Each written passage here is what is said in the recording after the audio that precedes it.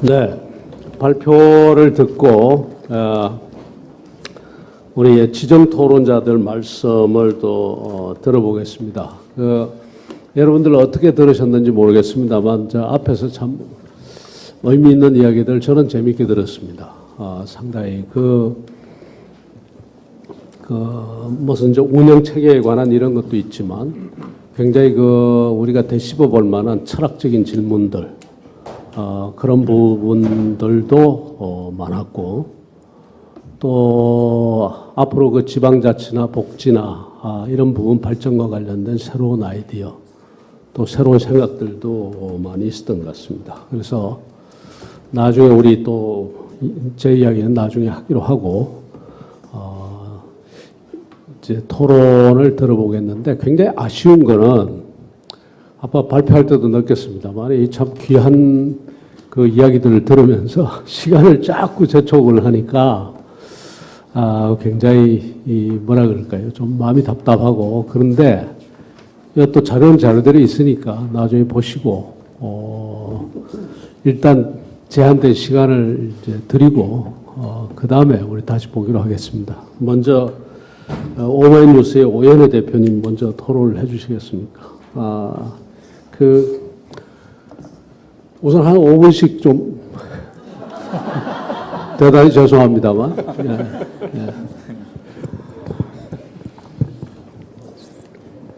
네, 지금이 5시 25분입니다. 30분에 정확히 끝낼 수 있겠습니다. 왜냐하면 제가 기자이고 기자는 편집의 세계에 살고 있기 때문입니다. 오늘 의미 있는 자리 초대해 주셔서 감사하고요. 아까 이제 대세가 마을인가 복지인가 그랬는데, 저는 우리도 행복할 수 있을까의 저자로서 대세는 행복이라고 생각하고 있습니다. 왜 우리가 마을을 얘기하고 복지를 얘기합니까? 그 속에 성북 구민들이 그랬더니 내가 좀 살맛이 난다. 결국은 살맛. 다른 데서는 살맛이 좀 덜 나는데 성북구에 사니까 좀 살맛이 난다. 이런 얘기를 우리가 개개인의 주민들로부터 듣는 것, 이것이 이 최종 목표라고 생각이 되는데요. 제가 한 2년 동안 행복이 뭘까 이거에 대해서 생각을 해봤는데, 행복이란 충분한 시간적 여유를 가지고 다양한 선택지 속에서 남의 눈치를 보지 않고 내가 하고 싶은 것을 스스로 하는데 나도 즐겁고 옆 사람들도 즐겁다. 이게 이제 행복인 것 같아요.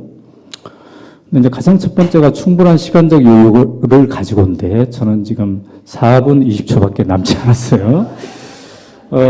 어쨌든 나도 즐겁고 옆 사람도 즐겁다. 이게 이제 살맛 나는 것일 텐데요. 제가 덴마크에서 이 나라가 왜 행복지수 1위인가 봤더니 날씨가 그렇게 안 좋은데 행복지수 1위라고 그래요. 해가 뜨는 게 50일밖에 안 됩니다. 이렇게 해도 안 뜨는데 왜 행복하세요? 그랬더니 그 중에 한 사람이 이런 얘기를 했습니다. 우리는 해가 안 뜨니까 대신 옆 사람의 얼굴을 봅니다. 즉, 옆 사람과의 관계가 즐거우면 날씨가 굳어도 행복할 수 있다는 얘기인데, 그거는 곧 마을이 살아있고 이웃이 살아있다. 그래서 마을에 살면, 이웃과 함께하면 내가 살맛이 난다. 이런 얘기인 것 같습니다. 오늘 제가 이제 발제를 들어보면서 우리 교수님 전문가들의 여러 좋은 말씀을 들었는데요. 이제 조금 하나 아쉬운 것은 발제자 중에 이렇게 살맛 나는 성북구 주민을 체험하신 분이 나오셔서 좀 덧붙여줬으면 좋겠다 하는 생각이 들었고요. 그 다음에 아까 친환경 무상급식 성북구가 주도했다 이런 얘기를 했는데, 아마 성북구가 올해 이렇게 새삼스럽게 마을 민주주의를 들고 나지 않더라도 그간 민선 5기를 통해서 이뤄놓은 마을 민주주의의 어떤 모범 사례들, 그러니까 주민 스스로, 성북구가 나서지 않더라도 이미 성북구에 있는 주민 스스로의 모습들, 이런 것들이 좀 더 자세히 발표되고 그들에 의해서 되고, 그래서 지금 우리가 마을 민주주의를 다시 얘기하는 것은 이렇게 주민 스스로 했던 것을 어떻게 번지게 할 것이냐. 더 많은 사람들로. 지금까지 1%의 성북구 주민들 했다면 이제는 3%, 5% 이렇게 하는 게 마을민주주의다. 이런 얘기가 함께 있었으면 좋았겠다 하는 생각을 해봤습니다. 아까 저는 주로 김우영 교수님의 발제에 대해서 코멘트를 하라고 했는데 협치에 대한 얘기가 이제 나왔습니다. 주로. 근데 우리 발제자들의 전반적인 것을 다 통합했을 때 협치가 필요하고 협치의 목표가 있는데 최종적으로는 무엇을 위한 협치일까? 무엇을 위한 마을 민주주의일까? 이것을 근본적으로 한번 우리가 생각해 볼 필요가 있겠습니다. 아까 자유, 평등, 연대 이런 얘기들 이게 나왔는데요. 이것을 주민의 언어로 하면 과연 뭐가 될까? 이게 성북구 공무원들에게 큰 과제이지 않을까?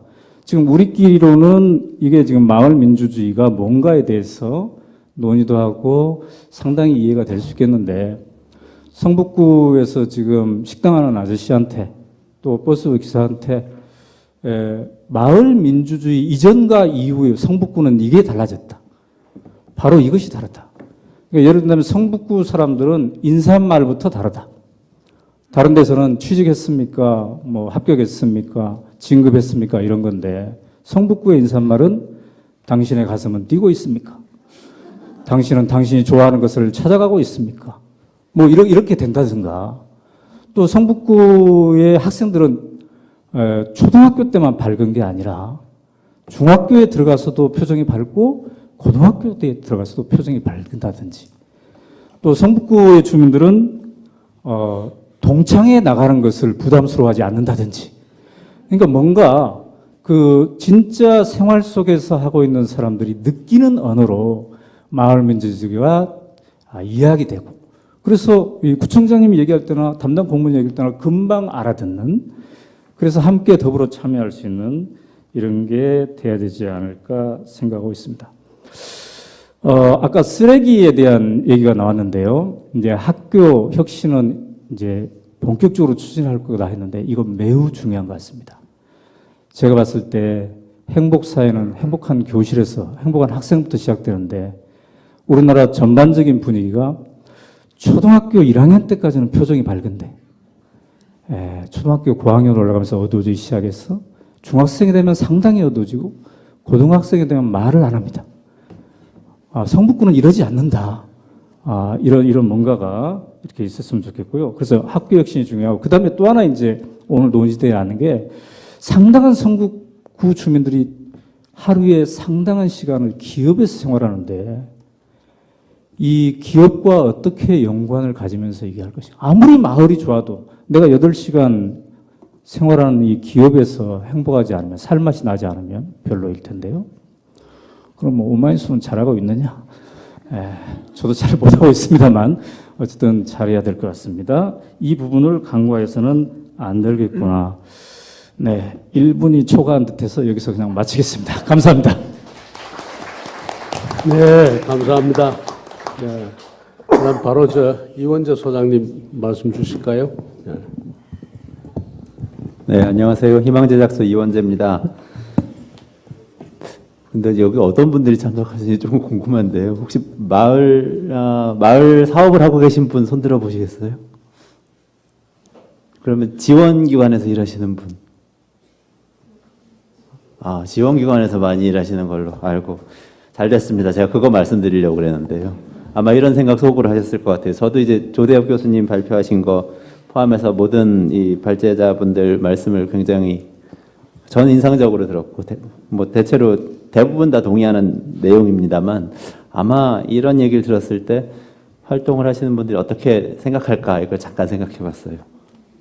예를 들면 아까 이제 성북구에서 발표한 자료에 공공성을 지향하는 민주주의의 공동체, 이게 마을이다 이렇게 말씀을 하셨는데요. 자, 솔직히 여쭤볼게요. 제가 주민들을 만나서 민주적으로 이야기를 다 들으면은 공공성에 가까운 의견이 나오나요? 아니면은 다 자기 몫을 찾아가려고 하는 이기적인 이야기가 더 많이 나오나요? 아마 고생들 많이 하실 것 같아요. 그래서 예를 들면 이런 게 우리가 지금 이제 오현 대표님께서도 말씀해 주셨는데, 우리가 지향하고 이제 만들어가고자 하는 사회가 있고, 그 가치가 있는 거잖아요. 공공성이 강화되고, 뭐 지금 많이 나온 복지와 자유와 평등과 연대가 있는 사회를 만들고 싶어 하는 것과, 그것을 많은 사람이 함께 하는 것과 두 가지가 조합된 이야기를 우리는 하고 있는 거죠. 이게 한 가지가 그 민주주의가, 그러니까 대의제 말고 이런 식의 참여적인 민주주의가 잘 된다고 해서 이게 과연 공공적인 사회가 되는지는 보장은 되어 있지 않아요. 제가 보기에는. 의견이 아주 잘 종합돼서 진짜 이기적인 이 개인주의적인 사회가 될 수도 있죠. 사람들이 만약에 다 개인주의적인 걸 원하면. 아마 그런 이제 개인주의적인 걸 굉장히 원하는 분들이 여전히 한국 사회에는 많고, 이제 메인스트림 시장은 그렇게 돌아가고, 우리의 생활은 오현우 대표님 말씀하신 아침 9시부터 저녁 6시까지는 기본적으로 회사에서, 가게에서, 슈퍼마켓에서 다 그렇게 돌아가죠. 그렇게 돌아가고, 이제 남는 시간에 약간의 공동체에 대해서 생각하는 분들이 있으면 다행인 이런 정도죠. 근데 여기 계신 분들은 이제 지원기관에서 특히 일하고 계시면 그 경계선에 계실 거예요, 아마. 저는 경계선에 계셔야 된다고 봅니다. 어떤 경계선이냐 하면, 우리 다 이렇게 모이면은 말을 안 해도 눈빛만 봐도 이렇게 다 동의를 하는 공동체. 지금 여기 계신 분들 같은 분들, 구청장님, 뭐 여기 교수님들, 오현우 대표님, 다 그런 분들이잖아요. 그곳과 그곳 바깥에 있는 곳과의 경계선에 계시는 게 마땅하리라고 믿고, 만약에 그렇게 계신다면은 굉장히 힘든 일을 하고 계신 거고, 아마 저같이 이렇게 뒤에서 후방에서 이렇게 이야기하는 사람에 비해서는 훨씬 더 고생을 하시고 무슨 이야기를 했을 때 그게 어렵다는 생각을 하시리라고 생각합니다. 제가 얼마 전에 아파트 동대표하는 분을 한 번 만나가지고 이야기를 나누는데요. 이런 얘기를 해요.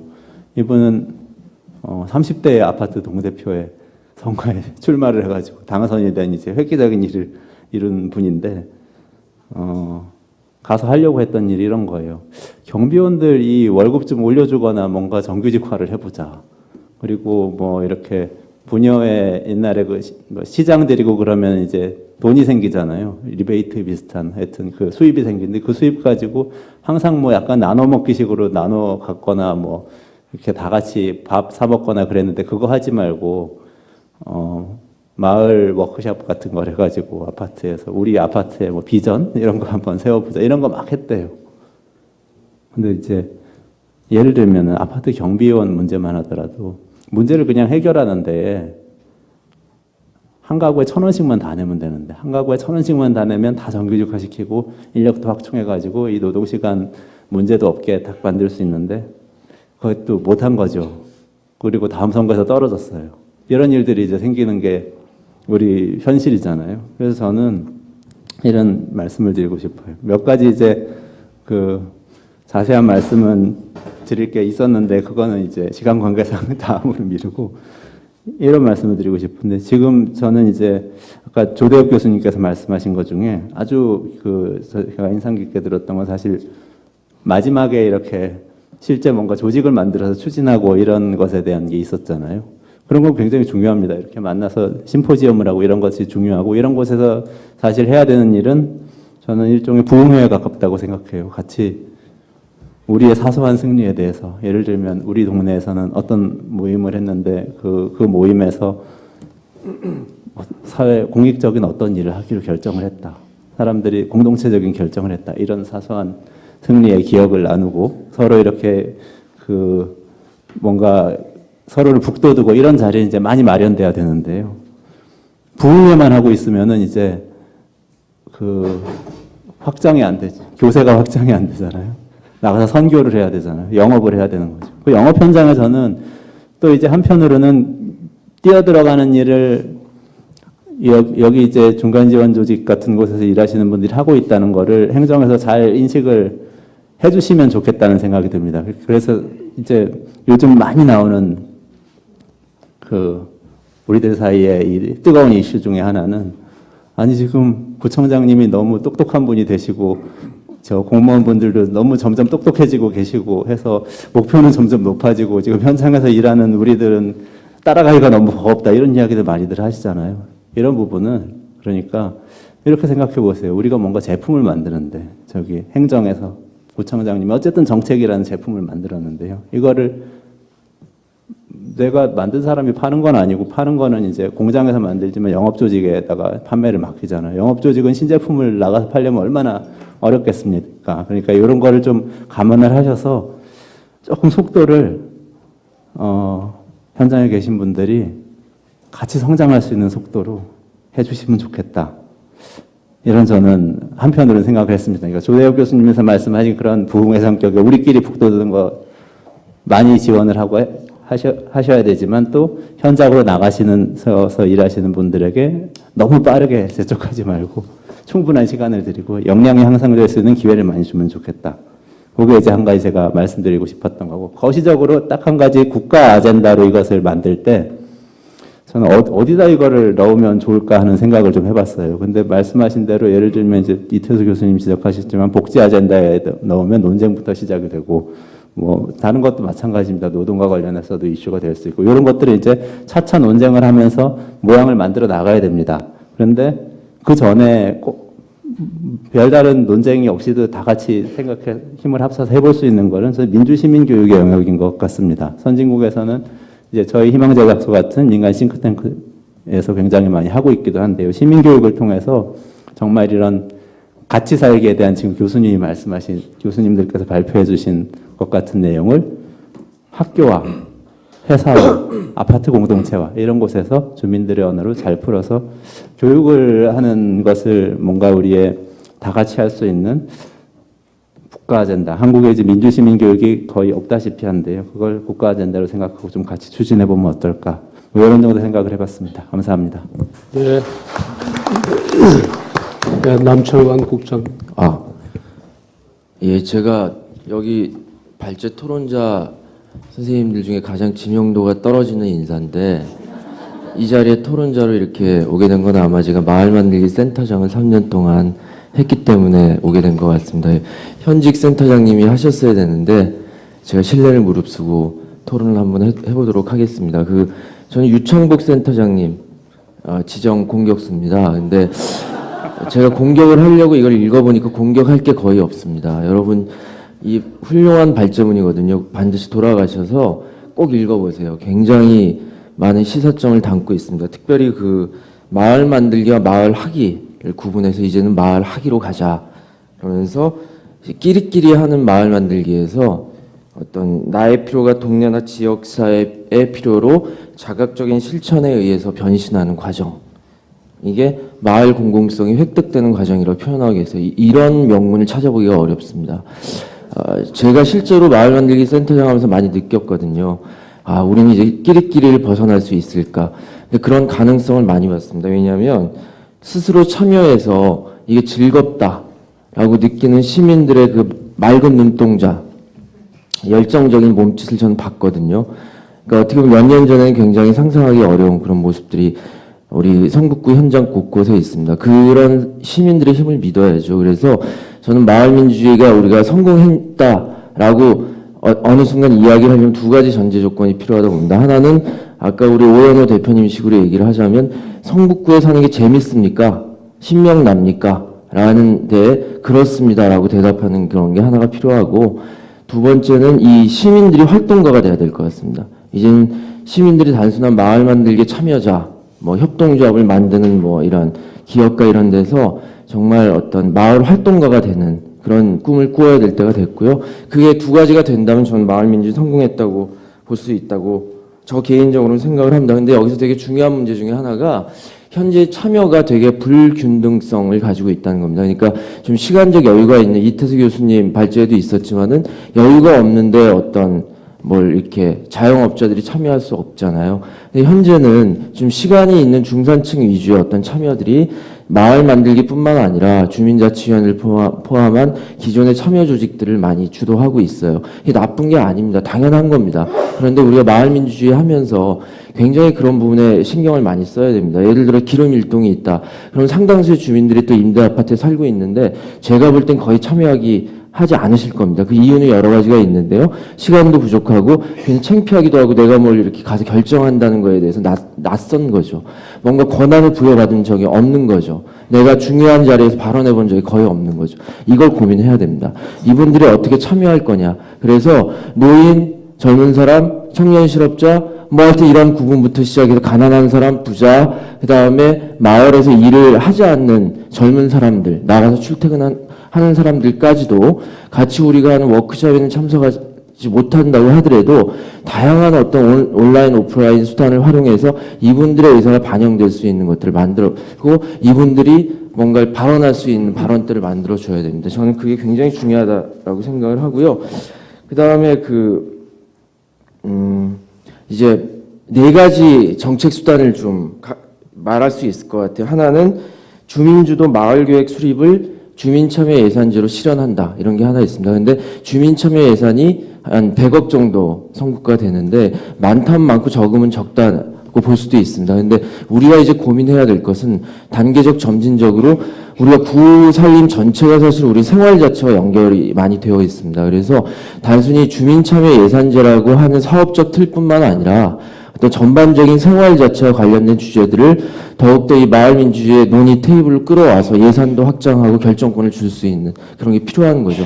그게 되려면 사전 전제 조건이 뭐가 필요하냐면 정부의 비대칭성을 극복할 수 있도록 해줘야 됩니다. 그러니까 이게 완전 관료 전문주의거든요. 지금 관료가 모든 정보를 다 가지고 있습니다. 시민들은 사실은 뭔가 합리적인 결정을 내려고 해도 정보가 없기 때문에 뭐가 어떻게 돌아가는지 모릅니다. 구정의 살림을 모르거든요. 그래서 제가 볼 때는 교육도 중요하지만 시민들 그렇게 교육 대상으로만 있지 않습니다. 이제 굉장히들 똑똑하셔요. 그래서 교육보다는 정보 제공이 더 중요한 거 아니냐. 우리 구의 살림이 이렇게 운영되고 있다라고 하는 정확한 정보를 주고 그런데 여러분들은 어떤 결정을 할 것이냐라고 하는 결정권을 줘야 됩니다. 그래서 저는 이렇게 좀 이야기를 하고 싶어요. 그러니까 시민위원회로 다 바꾸자. 그러니까 관료주의와 전문가주의에서 이제 시민주의로 바꾸자. 그러니까 뭐 마을 계획을 수립하고 뭐 쓰레기 문제 같은 의제별 어떤 정책 결정을 하고 그다음에 아까 뭐 주거지 재생 사업에서 마을 계획 수립하는 거 다 좋습니다. 그런데 일상적인 우리 모든 과 주민센터 이런 공공기관에 반드시 시민위원회를 두어서 뭐 전문가도 필요하겠죠. 그런데 전문가도 웬만하면 주민인 전문가를 데려와서 이 사람이 내가 학계 무슨 분야의 교수로 오는 게 아니라 월곡동 주민으로 와서 이야기할 수 있는 그런 걸 만들어야 된다라고 생각을 합니다. 그래서 우리 성북구는 시민위원회를 가동하고 있다. 그래서 적어도 위원 중에 한 반 정도는 우리 성북구 구민이다. 저는 근데 그게 가능하다고 봅니다. 왜냐하면 제가 만났던 많은 시민들은 상당히 전문가였습니다. 자기가 생활과 관련된 여러 가지 주제를 고민하는 데 있어서 관료도 생각 못하고 우리 같은 활동가들도 생각하지 못하는 것들을 고민하고 생각하는 단계에 와 있다라고 하는 겁니다. 그래서 굉장히 중요한 게 시민을 믿어라. 시민을 신뢰해라. 이런 것부터 마을민주주의는 시작되지 않을까 그렇게 생각을 하고요. 뭐 당연한 얘기겠지만 보람과 재미가 있어야 됩니다. 그러려면 변화하는 게 내 눈에 보여야 합니다. 그래서 이게 신나게 보람되게 재밌게 너무 딱딱하게 하지 마시라고 저는 얘기하고 싶어요. 뭐 마을 계획이니 뭐 결정 과정 굉장히 이거 딱딱한 얘기일 수 있거든요. 그다음에 절대 동원하지 마시라고 말씀드리고 싶어요. 아까 3% 얘기했는데 3%면 한 개동에 25,000명 정도의 한 10,000세대 정도가 있고 3%면 300명 정도가 의사결정에 참여하는 건데 쉽지는 않습니다. 근데 그 목표를 채우기 위해서 저는 동원하실까 봐 걱정됩니다. 막 연락해서 주민자치위원들 몇 명씩 데리고 와야 되고 뭐 직능단체 다 와야 되고 마을 만들기 활동하는 시민들 다 오라.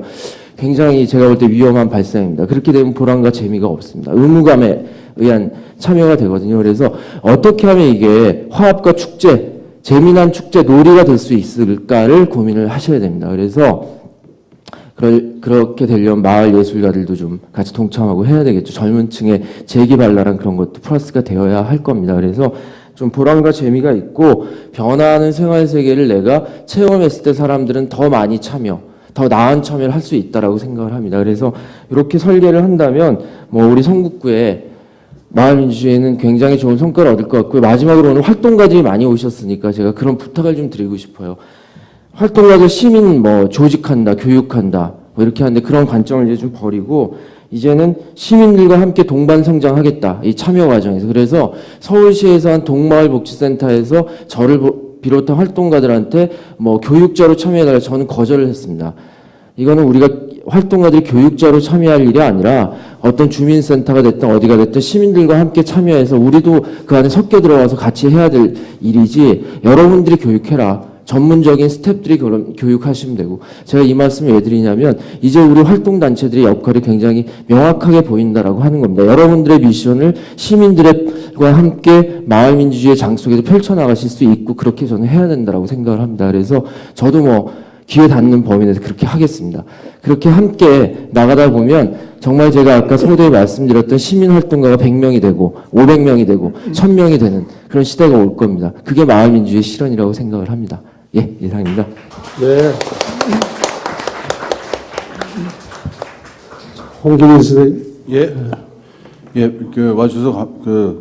와주셔서 고맙습니다. 그리고 저는 마지막에 이태수 선생님 그 복지 문제에 대해서 그 토론을 하라고 해서 복지 문제에 대해서 좀 중심으로 좀 얘기를 하겠습니다.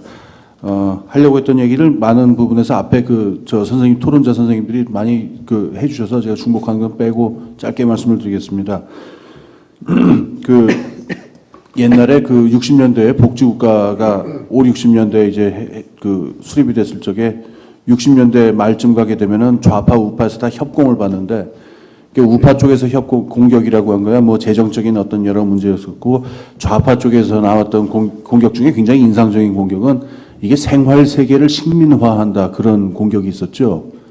그러니까 사람들이 살아가는 삶의 세계를 갖다가 국가가 복지행정이라는 이름으로 명분으로 막 밀고 들어와가지고 뭐 이래라 저래라 해서 우리를 무슨 목장에 무슨 양 취급을 하느냐 뭐 이런 종류의 그런 비판이 있었습니다.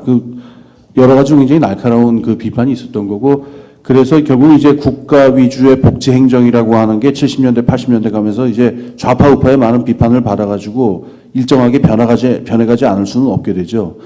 그러다가 제가 생각하기에 오늘 우리가 얘기하는 이 마을 민주주의라고 하는 것하고 복지 행정이라고 하는 것이 결합한다면 이게 상당히 진보한 모습이 될 수 있다라는 건 분명한 것 같아요. 그래서 스웨덴이나 유럽 같은 곳에서 벌써 복지 행정을, 이 복지 서비스를 복지 수혜자분들에게 이렇게 딜리버리 하는 거죠. 이렇게 전달하는 과정을 갖다가 이걸 옛날식으로 국가가 다 이렇게 하지 말고 사회적 경제단체라든가 또는 마을 공동체라든가 하는 부분들하고 함께 복지 행정을 해 나간다라고 하는 이제 패러다임이 스웨덴이나 북유럽이나 여기서부터 생겨서 지금은 코프로덕션이라고 그래서 공동생산이다 라고 해서 지금 유럽에서 굉장히 많이 일반화되어 있습니다. 그러니까 이게 다시 말해서 이게 좀 더 심화가 되면은요, 단지 복지 서비스의 전달 과정뿐만 아니라 복지 서비스의 내용과 질을 생산하는 단계, 생산을 착상하는 단계부터 민관이 함께 일을 해가지고 하는 단계로까지 심화된 경우들이 꽤 있습니다. 그래서 이게 그래서 이게 아까 말씀드린 옛날식 복지국가보다 굉장히 진일보한 모습인 게, 복지라고 하는 말이 영어 어원을 따져보면 그게 안녕이자 행복이라는 뜻 아니겠습니까? 그러니까 결국 이제 마을 주민이 복지의 목적은 결국은 다른 모든 것보다도 사람의 행복과 이 공동체의 안녕이니까 참 이상적인 모습이라고 할 수 있을 것 같아요. 그래서 여기 마을 만들기 그리고 마을 민주주의 사업이라고 하는 게 복지 행정하고 만나는 건 굉장히 행복한 결합이라고 생각이 됩니다. 그래서 굉장히 뜻깊은 자리고 뜻깊은 발표였다고 생각합니다. 근데 이제 제가 좋은 말만 하고 갈 수는 없으니까 조금 유념해야 될 바를 좀 생각해 봐야 되겠습니다. 뭐냐면은 아까 우리가 마을 민주주의 만드는 거에 아까 이원재 선생님이 중요한 지적하셨는데, 저도 아파트 삽니다만은 아파트 동대표 모임 이런 데 가면은 이 정말 해결의 표현인데 정신적 동물계, 그러니까는 자신의 이익을 찾아서 막 헤매는 뭐 저라고 예외겠습니까? 뭐 그런 걸 우리가 많이 보는데요. 이때 우리가 그거를 막아나갈 수 있는 어떤 방패막 같은 게 뭐냐면 공공성이라는 개념이죠. 그러니까 우리 여기 모인 게 지금 뭐 내 거 하나 챙겨가려고 모인 게 아니라 우리 마을 전체의 공공성을 확보하고자 하는 거니까 이렇게 해서 쭉 같이 토론해서 같이 훈련해 나가면 되는데, 복지의 문제는 어떤 게 있냐면요. 이게 공공의 의제인지 사적인 의제인지가 상당히 애매합니다. 이게 분명히 공공의 측면도 있어요. 우리 마을 또는 이 성북구 또는 기름동에 이제 독거노인들이 많이 계시다. 그럼 이분들을 잘 모실 수 있도록 하는 게 분명히 공공의 중요한 어떤 사업이고 측면이기도 한데, 다른 화면으로 보자면 이게 뭐냐면 독거노인 한 분 한 분의 사적인 이익이 되기도 하거든요. 그래서 이 복지 행정을 지금 말한 대로 어떤 공공성이라는 방패로 해가지고서 어떤 주민들의 공동체를 만들어 나가는 과정이 상당히 순탄치 않을 것이다라고 하는 거 우리가 쉽게 예측할 수가 있습니다. 그래서 이제 아까 말씀드린 그 유럽 모델 같은 데서는 그 대안으로 이 마을 주민들이 만약에 너무 부딪히는 게 많거든 적절한 결사체들, 그러니까 주민들의 대표성을 가질 수 있을 만한 적절한 결사체들에게 대표성을 부여한다, 뭐 이런 방법을 쓰기도 해요. 근데 저는 우리나라 같은 경우에 이것도 좀 문제가 있는 게 이게 우선 오늘 얘기한 그 주민민주주의의 정신하고 꼭 그렇게 맞는 부분도 아니고요. 주민들이 더 많이 참여하는 것 자체가 얘기했지 않습니까? 그리고 또 어떤 문제가 있냐면은 우리나라가 역사적으로 이 결사체가 약합니다. 자발적인 결사체가 그렇게 많지가 않고, 그래서 있으면은 좀 같이 일하고 싶은데 막상 국내에 가보면 그런 거 하나도 없고 그런 경우들 비일비재하잖아요. 그래서 이 경우에는 어떻게 해야 되냐라는 고민이 있는데요. 이 과정에서 우리가 기억해야 될 이게 열쇠이기도 하고 하나의 그 과제이기도 한 건데, 민주주의라고 하는 게 권력의 이양 과정이라고 하는 걸 우리가 좀 기억할 필요가 있을 것 같습니다.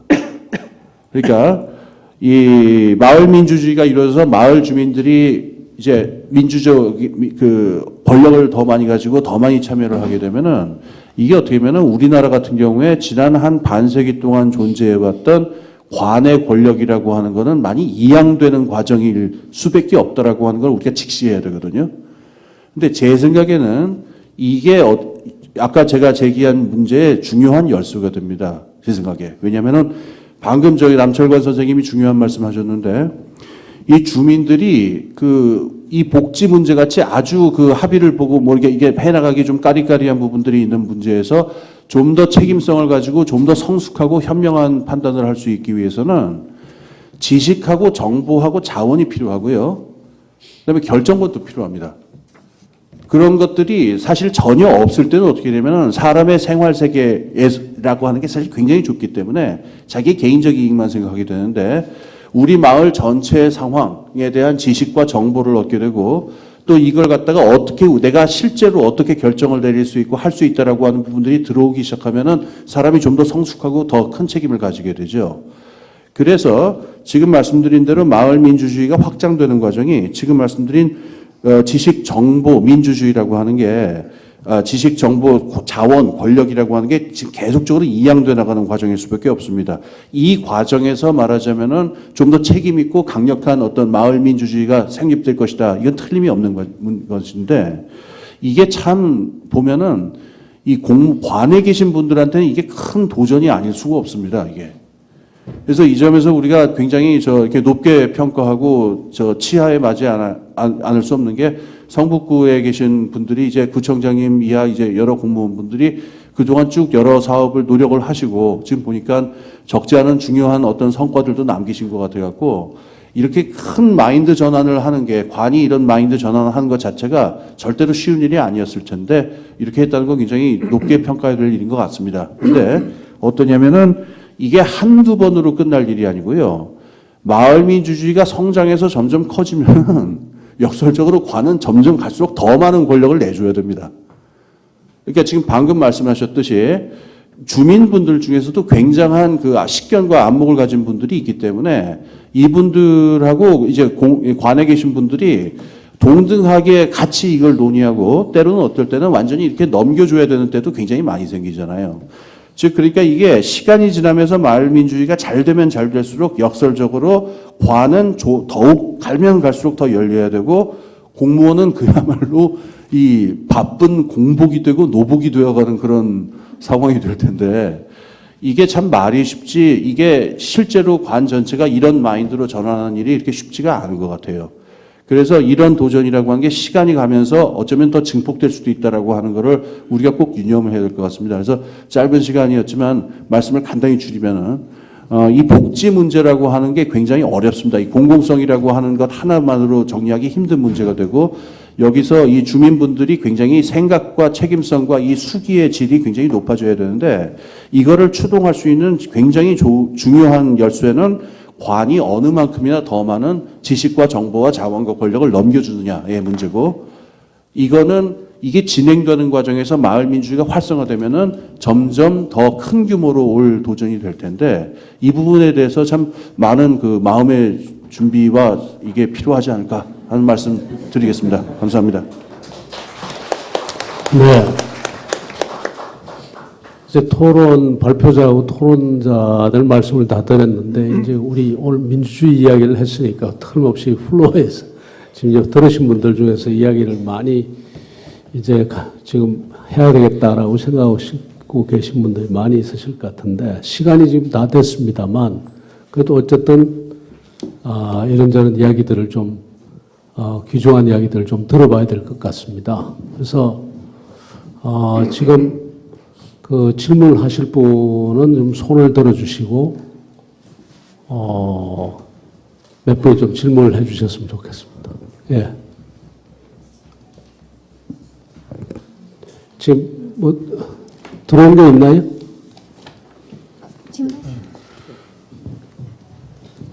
예. 의원님이시죠? 아닙니까? 예. 네. 그렇습니다. 저는 저기 성북구에 위치해 있는 동덕여대의 예. 사회복지학과에 있습니다. 근데 저는 이렇게 마을 민주주의는 정말 평생 모르고 살고 있는 사람인데요. 제가 이렇게 마이크를 지금 잡고 싶어 생각을 한 이유는 저는 질문을 드리기보다는 저가 이 그 성북구 지역 사회 복지 협의체라는 것이 있어요. 거기에 그 위원장 역할을, 민간위원장 역할을 지금 6년을 하고 있으면서, 서창교 구청장님에서부터 지금, 김영배 구청장님을 연속해서 계속 돕고 있는데, 이 모임에 저보고 와달라고 자꾸 초청 전화가 와서 제가 나랑 상관은 없는데, 그러면서 오늘 마침 시간이 있어서 왔는데, 오면서 굉장히 와서 들으면서 많이 느끼고, 꼭 말씀을 드리고 싶은 상황이 있어서 제가 마이크를 잡았습니다. 그런데 성북구가 그 통계 지표상으로 보면 굉장히 열악한 지역이에요. 복지 인구 굉장히 많고요. 예산의 50% 이상이, 성북구 예산 전체가 50% 이상이, 복지로 쓰이고 있어도 사각지대가 진짜 많고, 자살률, 노인 자살률이 우리 김영배 구청장님 부임하실 당시에 서울시에서 3위였나? 뭐 이렇게 굉장히 지표가 열악한 지역이었는데, 이분이 딱 오시면서 새로운 발상을 하기 시작을 한 거예요. 우리 복지 쪽에서는 이미 민간 가버넌스가 다 지금 이루어지고 있는데, 처음에 그 실시할 때는 우리 복지의 관계자들, 관장님 이런 분들은 이게 무슨 민간 가버넌스냐, 그냥 말만 그렇지 관이 주도를 하면서 우리 민한테 일을 다 이렇게 넘기고 막 이런 생각을 많이 하셨어요. 근데 이제 그게 자리를 잡고 보니까 저희는 그 전국이랑 달리 우리는 동복지협의체라고 동별로 지금 복지협의체를 다 넘기고요. 그리고 거기서 시민들이 지금 주민들이 다 참여하면서 사각지대를 돌보는 그런 체제가 지금 점점 구축이 되고 있거든요. 그래서 아까 그 오연호 기자님께서 살맛 나는 성북 구민이 와서 지금 살맛 난다라는 말을 누가 해줬으면 좋겠다. 근데 저는 학교는 여기 있지만 주민은 이제 딴 구의 주민이긴 하지만 주민 지켜본 사람의 하나로서 그래서 저희는 아까 뭐 결사체라까지는 할 수는 없지만 민 쪽에서 자원봉사를 하는 마음돌보미를 지금 거의 한 500명가량을 지금 양성을 해서 주민들을 다 돌보게 하고 있거든요. 그래서 저희 생각에는 그거를 앞으로 한 1000명 정도 하면 동당 한 50분만 좀 자원봉사하는 분들을 모시게 되면 옆집 이렇게 좀 돌보는 체제가 구축되지 않을까 이런 생각을 하면서 그래서 제가 아까 중간에 구청장님께 말씀을 드렸어요. 저를 왜 여기 오게 했는지 제가 이유를 알 것 같다. 우리가 복지 쪽으로 지금 아무것도 없는데 지금 민간이 나서서 동네 아줌마들이 바자회를 열고 막 이러면서 동별로 막 1000만 원을 모으고 이래서 옆에 사람 돌보고 그러니까 구청에서 지원 안 해도 지금 막 그런 체제가 지금 일어나고 있거든요. 그래서 이 일도 마을 민주주의 일도 잘 하실 거라는 지금 그런 제가 신뢰가 가는 거예요. 그래서 그런 사례를 좀 잘 만나는 거, 행복한 거, 또 이제 이태수 교수님이 말하신 대세가 복지다. 근데 저는 물론 복지학과니까 대세가 복지다. 그런 말을 같이 동의를 하고 싶지만 역시 행복해야지 되는 거, 그런 걸로 생각하면, 그리고 남철관 우리 그분도 중간에 그 전문가 집단으로서 지금 역할을 굉장히 잘하고 계시는 것 같아요. 그래서 우리가 마을 민주주의가 잘 구현이 되지 않을까. 그래서 이게 어떤 가시적인 성과를 김의영 교수님이 말씀을 하셨는데 그런 것들이 좀 잘 이루어졌으면 하는 생각이고요. 오늘 이렇게 여러 교수님들 전국적으로 유명한 교수님들 오셨는데 이렇게 그 안을 좀 더 많이 구체적으로 내주시면서 이게 좀 자리 잡게 성북구가 모범 사례가 좀 되도록 좀 더 많이 도와주셨으면 감사하겠습니다. 예, 네. 감사합니다. 예. 또 누구? 예. 안녕하세요. 저는 희망제작소 이문영이라고 하는데요. 한 가지 궁금한 게 있어서 그런데 이제 제가 얼마 전에 뉴스 기사를 봤더니 제가 이제 희망제작소에서 마을 관련한 이제 그런 답사나 교육을 많이 했었는데 그때 자주 가던 곳 중에 하나가 이제 성미산 마을 카페였어요. 근데 거기가 이제 얼마 후에 없어지게 됐다고 들었어요. 거기가 이제 젠트리피케이션이나 이런 것 때문에 없어지게 됐다고 들었는데, 그래서 어떻게 보면은 마을 공동체 활동이나 이런 게 이제 그 해당 지역에 있는 가치를 올리고 그러다 보니까 거기에 사시는 이제 집이나 땅을 소유한 사람들은 되게 좋고 거기에 많이 참여하게 되는데 사실 세입자나 그런 분들은 거기 참여하기 어렵고 오히려 그 마을 공동체 활동 때문에 가치가 올라가거나 더 살기 좋아졌을 경우 그 사람들이 거기서 더 살기가 어려워서 밀려나는 케이스들이 많이 생기잖아요. 그래서 그 활동 자체를 지속할 수 없게 되는 경우들이 있는데 이런 것에 대해서 혹시 관에서 어떻게 지원을 하면 좋을지 생각하신 부분이 있다면 좀 말씀해 주시면 좋을 것 같습니다. 네. 아주 구체적이고 실질적인 질문이셨네요. 또 없으십니까? 예. 그러면 지금 네 분이 발제를 하셨는데 발제하신 분들 이제 토론도 듣고 하셨으니까 아주 짧게 우리 조 교수님부터 하실 말씀이 있으시면 하실 말씀 없으시면 안 하셔도 됩니다.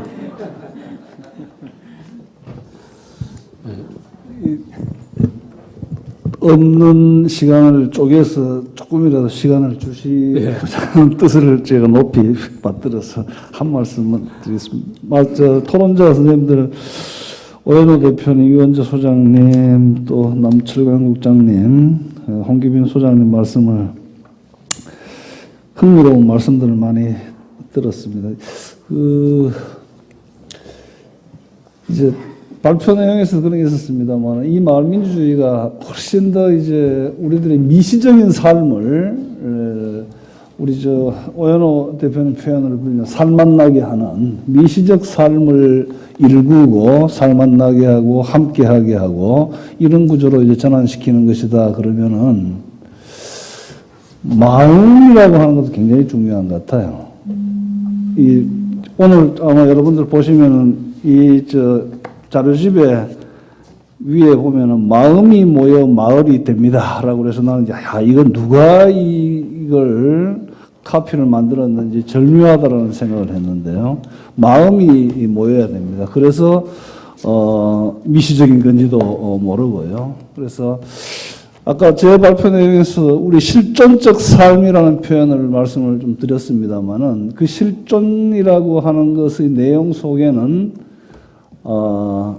상처받고 힘들고 어려운 마음의 부분도 있지만은 공감하고 소통하고 같이 나가고 협력하고 정말 사랑하고 이런 어떤 실존의 모습들 이런 것들이 굉장히 중요한 측면이 있습니다. 그래서 이런 일종의 우리가 가지고 있던 마을 속에서의 DNA를 어떻게 개발해야 될 것인가 이런 것들이 과제라고 그렇게 보여집니다. 예, 고맙습니다. 예. 김호영 교수님, 네. 아까 굉장히 길게 하신 거 아시죠? 그랬군요. 죄송합니다. 그럼 짧게 말씀드리면 우선 아마 이 중에서 저희가 혼자 여기 성북구 주민인 것 같아요. 제가 바로 옆에 한신 아파트에 삽니다. 그래서 그쪽에서 동대표 회의에도 가봤고 제 아내가 저희 동대표였고요. 근데 또 동대표를 도와서 뭔가 저희가 문제를 해결하려고 한 적이 있습니다. 뭐 자세한 얘기 못하지만 굉장히 정신적 동물계. 그런 걸 그래서 잘 압니다. 그래서 그때 민원도 있어서 제가 구청장을 한번 찾아뵌 적이 있어요. 뭐 구체적으로 선거에 관련된 겁니다. 그래서 제가 느낀 게 제가 그래도 정치학을 공부하고 가르치는 입장에서 이런 거는 정말 더 알고 더 배워야 되겠다는 생각이 너무 들었습니다. 근데 마침 이러한 움직임이 처음부터 지켜봤거든요. 동네 안에 국가 있다부터 뭐 거버넌스, 참여단지 하다가 이제는 마을 민주주의까지 하시는 걸 보고 굉장히 개인적으로, 이건 개인적입니다. 굉장히 기뻤습니다. 제가 보고 이제 공부를 하는 사람이기 때문에 보고 관찰할 수도 있고 게다가 제가 참여할 수 있는 기회가 생겼구나.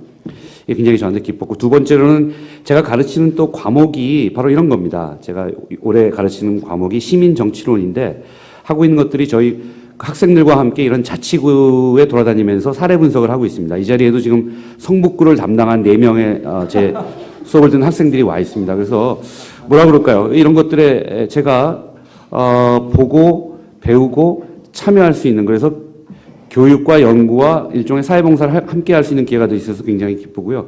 그 다음에 이제 역시 굉장히 토론을 잘해주신 것 같아요. 발표는 좀 긍정적으로, 낙관적으로 한 거에 비해서 토론은 역시 굉장히 비관은 아니지만 어떨 때는 회의적으로 그리고 굉장히 날카롭게 지적을 잘해주신 것 같습니다.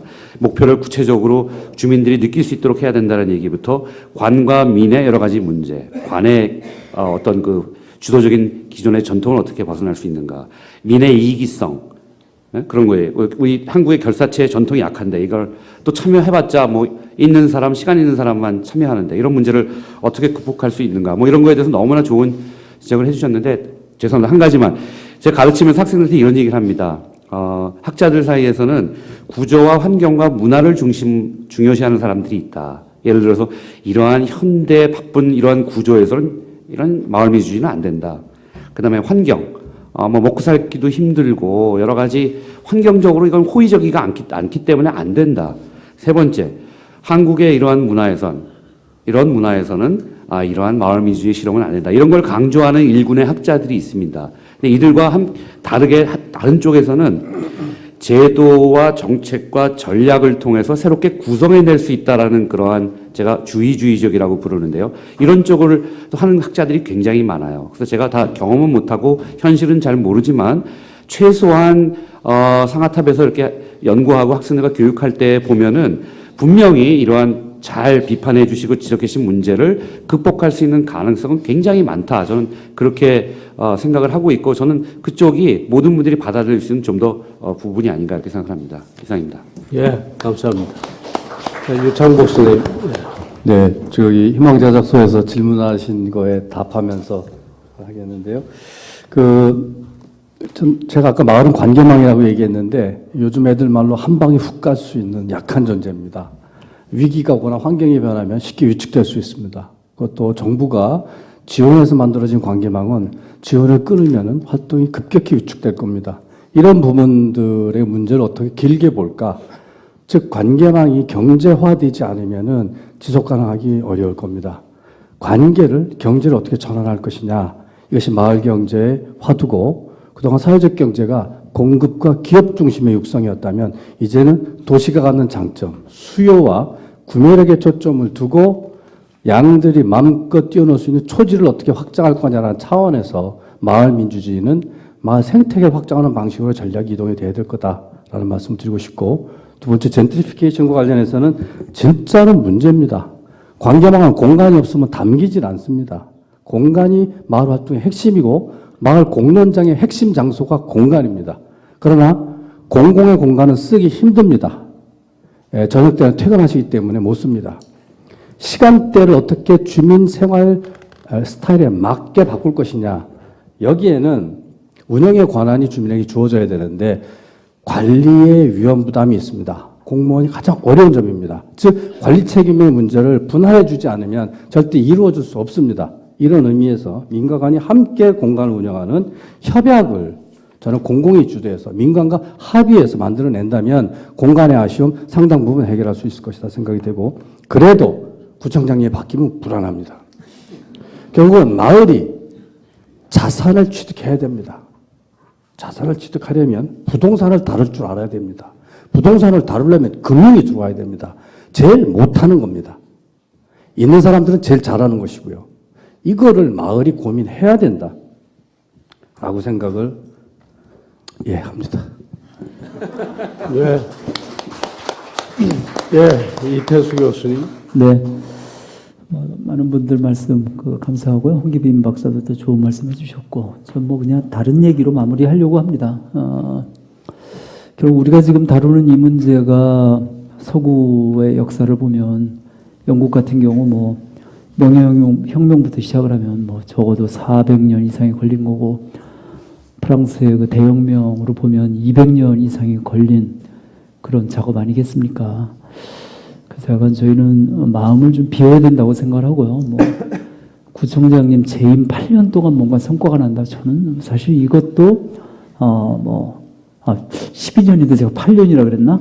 하여간 8년이든 12년이든 별로 큰 차이 없다고 생각합니다.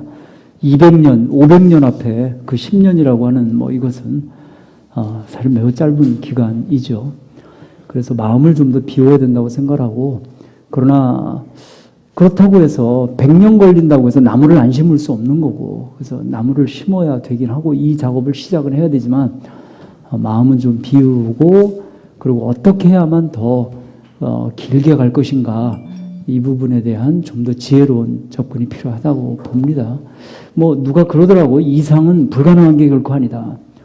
다만 오래 걸릴 뿐이다. 이런 얘기 하던데요. 그래서 오래 걸린다라는 이 부분을 또 명심하고 갔으면 좋겠습니다. 감사합니다. 네. 감사합니다. 저는 오늘 이 자리에서 이렇게 사회를 보면서 굉장히 또 앞에서 발표를 들으면서 기분이 좋았습니다. 그리고 옛날 생각이 났습니다. 그 옛날 생각이라는 게 딴 게 아니라, 제가 노무현 대통령을 처음 만난 날인데, 제가 강의를 하고 난 다음에 저녁을 먹는데 지방자치를 해야 된다. 지방자치에 관련된 강의를 제가 했었거든요. 근데 뭐라고 그러시는가 하면, 저녁을 먹다가 하시는 말씀이, 나는 지방자치를 하는 것이 딱 이유가 하나가 있다고 생각합니다. 그래서 뭡니까? 그랬더니 이제 틈없이 이제 민주화 이렇게 이야기할 줄 알았어요. 그랬더니 민주화, 효율성 다 이야기하는데 그건 다 맞고요. 그 다음에 더 본질적인 것은 결국 우리가 그 공동체를 살려내는 것이 이 지방자치의 목표라고 생각합니다. 제가 그 말에 꼬여서 그 양반들한테 도와드리겠다고 이야기한 게 제가 여기까지 왔습니다. 그래서 근데 왜냐하면 똑같은 생각을 했었거든요. 그때 결국은 우리가 그 지역사회든 어쨌든 이 바닥에서 공동체, 우리 잃어버린 공동체를 찾지 않으면 우리의 미래가 없다라는 생각을 했고, 그것이 결국 우리가 동네라는 말로도 나오고 마을이라는 말로도 나오고 이렇게 되는데, 오늘 이제 우리가 지금까지 해서 지방자치를 문제가 많다 어쩌다 하지만 어쨌든 굉장히 앞서가는 지방자치단체지만 어쨌든 우리 이야기가 이제 여기까지 이제 오게 되는구나 라는 그런 측면에서 저는 기분이 굉장히 좋습니다. 제가 하나 또 생각난 말이 있어서 하나 읽어드리겠습니다. 시장경제와 자유주의의 정신을 존중하되 그것이 불러올 수 있는 비정함을 경계해야 하며 공공선을 향한 우리 모두의 공동체적 노력으로 이를 극복해야 된다. 그러니까 시장경제에서 오는 문제를 우리 이 공동체적인 노력 그리고 공공선을 향한 우리의 노력으로 극복해야 된다. 누가 이야기를 하신 건가 하면 지난번 프란시스코 교황이 이 서울을 방문했을 때 한 이야기입니다. 여기서 국가가 어떻게 해야 되고 그 다음에 이런 말씀을 하신 게 아니라 뭐가 필요하다라고 했는가 하면 이 공공선을 향한 우리의 공동체적 노력이 필요하다라고 이야기를 하셨거든요. 저는 그 말씀이 굉장히 중요한 말씀이고, 그거 보니까 이제 그 1800년대 말에 또 교황을 하신 네오 13세의 말을 이제 그대로 받아서 또 하신 건데 굉장히 중요한 말씀이라고 생각하고, 또 국가나 지방자치단체가 결국은 아까 홍 선생님 말씀이 계셨습니다만 어떻게 보면 우리 국가 기능이 완전히 저는 달라져야 된다고 봅니다. 뭔가 하면 국가가 직접 많은 것을 만들어서 시민들에게 주는 그런 나라가 아니라 결국 국가가 우리 사회가 스스로 공동체를 만들고 그 공동체를 운영하면서 앞서 유창복 선생님 말씀 제가 아주 정말 그 가슴에 와서 닿았는데 이 마을 단위에서 정말 공공성을 회복하고 하는 그런 사회가 좀 되도록 가야지 되지 않느냐라는 생각이 지금 계속 들거든요. 그래서 이런 논의가 있다는 게 굉장히 기쁘고, 하나만 말씀드리고 제가 이야기를 마치겠습니다. 다른 게 아니라 결국 사람에 대한 믿음이라고 저는 생각합니다. 그러니까 우리가 같이 모여서 이야기하면 마을 단위에서 또 그다음에 이 정말 낮은 단계에서 우리가 같이 모여서 이야기를 하면은 말하자면 공론의 장을 만들면 결국은 우리가 공공선 또 공공성을 회복해 나갈 수 있지 않을까. 우리 마음속에 같이 모여서 이야기를 하면은 뭔가 나의 이기적인 것을 넘어서 우리 공동체를 이야기할 수 있는 그런 부분이 나오게 될 거다. 우리가 서로 이야기해보면 느끼지 않습니까? 저도 지금 작고 큰 원탁회의들을 해보고 있는데 해보면 역시 결국은 우리가 내 거 이거 먹자 이걸 끝까지 주장하는 것이 아니라 조금씩 그 공공성과 공공성을 회복해가는 것이 있더라고요. 결국 그런 점에 대한 우리 인간에 대한 또 우리 국민 한 사람, 주민 한 사람에 대한 우리 믿음이 결국 이 마을 민주주의를 완성시킬 것이고 또 우리가 그를 향한 노력을 계속하게 만들지 않을까. 그러면 결국 국가의 기능이 좀 줄더라도 오히려 국가 기능을 바꿔가면서라도 우리가 우리 스스로 좋은 사회를 만들어가는 그런 일을 해나갈지 않을까 이런 생각을 합니다. 오늘 좋은 자리를 만들어서 좋은 이야기를 듣게 해주신 우리 구청장님께 감사를 드리고 또 이 자리에 와 계신 많은 분들 끝까지 경청해 주셔서 감사합니다. 그리고 오늘 발제자 토론자들 글 쓰고 말씀하신다는 게 쉬운 일이 아닌데 오늘 고생 많이 하셨습니다. 다 전부 자축했으면 좋겠습니다. 감사합니다.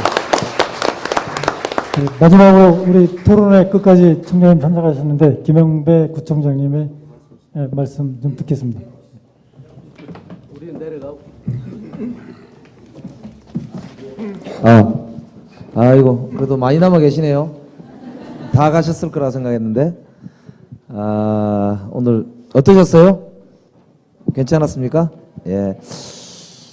저는 이제 오늘 사실은 이렇게 많은 교수님들 또 우리 리더분들 모시고 짧은 시간에 한다는 게 아이고 해보니까 실례인데 참 죄송하다 이런 생각이 들었습니다. 근데 그런 만큼 한마디 한마디 한 말씀 한 말씀 한 글자 한 글자가 사실은 굉장히 무게도 있고 애정이 있으시다고 생각이 됐습니다. 그래서 마음이 굉장히 한편으로 무겁고요.